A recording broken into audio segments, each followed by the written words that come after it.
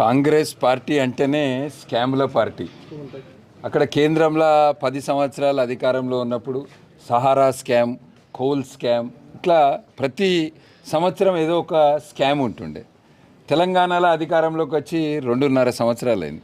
ఇప్పుడు కొత్తగా ఇక్కడ 22A యాక్ట్ అంటే ఏదైతే ప్రొహిబిటెడ్ లిస్ట్ ఉంటుందో, నిషేధిత లిస్టు, ఇది కొత్తగా ఒకటి తీసుకురావడం జరిగింది.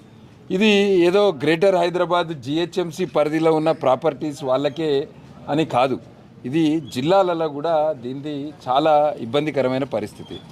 స్వయంగా మంత్రి, సీనియర్ మంత్రి కోమటిరెడ్డి వెంకటరెడ్డి గారు చెప్తున్నారు, భువనగిరి యాదాద్రి జిల్లాలో 1000 ఎకరాలు ఈ 22A నిషేధిత లిస్టులో పెట్టడం వలన ఇవాళ సామాన్య కుటుంబాలు, పేద మధ్యతరగతి కుటుంబాలు, రైతులు ఇప్పుడు ఆ 22Aలో ఉన్నది కనుక దాన్ని రిజిస్ట్రేషన్ చేయరాదు, దాన్ని అమ్ముకోరాదు.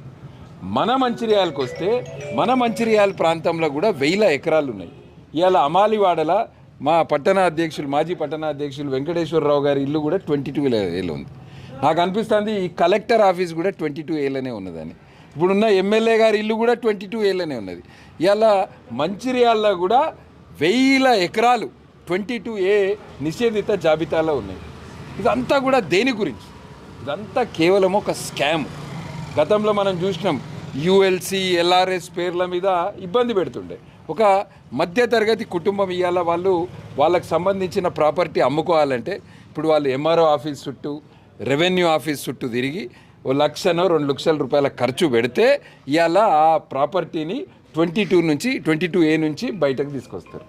అంటే ఇది పైసలు సంపాదించడానికి కాంగ్రెస్ పార్టీ చేసిన ఒక స్కాము, ఒక కుట్ర తప్పించి ఇంకా ఏం లేదు.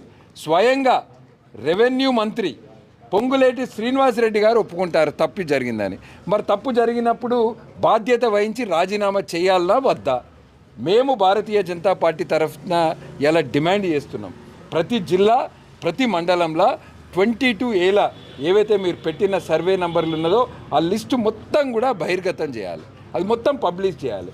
దీనికి బాధ్యత వహించి పొంగులేటి శ్రీనివాసరెడ్డి గారు వెంటనే రాజీనామా చేయాలి. కాంగ్రెస్ పార్టీ పరిపాలన మొత్తం వైఫల్యం.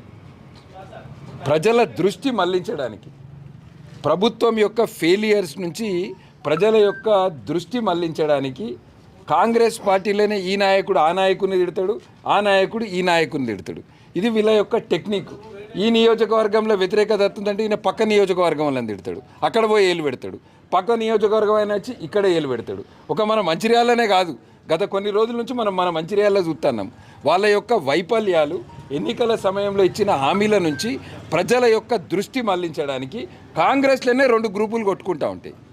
ఇది ఒక మంచిర్యాలనే కాదు, మొన్న వనపర్తిలో చూసినాం, వరంగల్లో ఒక మంత్రి బిడ్డ మాట్లాడేది చూసినాం. అసలైన 22A సమస్య కావచ్చు, విద్యార్థులకు సంబంధించిన ఫీజు రియంబర్స్మెంట్ కావచ్చు, వీటన్నిటిని కూడా దృష్టి మళ్లించడానికి కాంగ్రెస్ పార్టీ ఆడుతున్న డ్రామా ఇది. ప్రజలు ఇది గ్రహించాలి. అనేక సమస్యలు ఉన్నాయి. భారతీయ జనతా పార్టీ అందరికీ అండగా ఉంటుంది. పొంగులేటి శ్రీనివాసరెడ్డి గారు వెంటనే రాజీనామా చేయాలని భారతీయ జనతా పార్టీ తరఫున డిమాండ్ చేస్తున్నారు. దీనికి బాధ్యులైనటువంటి రెవెన్యూ శాఖ మంత్రి పొంగులేటి శ్రీనివాసరెడ్డి గారిని నైతిక బాధ్యత వహించి రాజీనామా చేయాలని కోరుతూ ఇవాళ భారతీయ జనతా పార్టీ జిల్లా శాఖ ఆధ్వర్యం లోపల కలెక్టర్ గారికి ఇక్కడ వినతిపత్రం ఇవ్వడానికి ఇక్కడికి రావడం జరిగింది.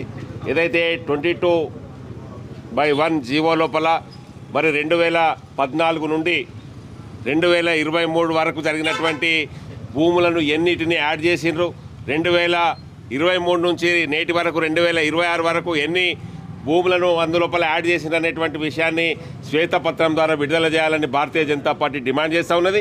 ఏదైతే ఇవాళ చాలామంది బీద ప్రజలు ఏదైతే ఉన్నారో పొట్ట చేత పట్టుకున్నటువంటి చిన్న ప్లాట్లు కొనుక్కున్నటువంటి వాళ్ళని కూడా ప్లాట్లను కూడా 22/1 లోపల జీవో లోపల చేర్చి రిజిస్ట్రేషన్ కాకుండా పెట్టడం చాలా కక్షపూరిత వైఖరి చెప్పి ఈ సందర్భంగా మనం చేస్తా ఉన్నా.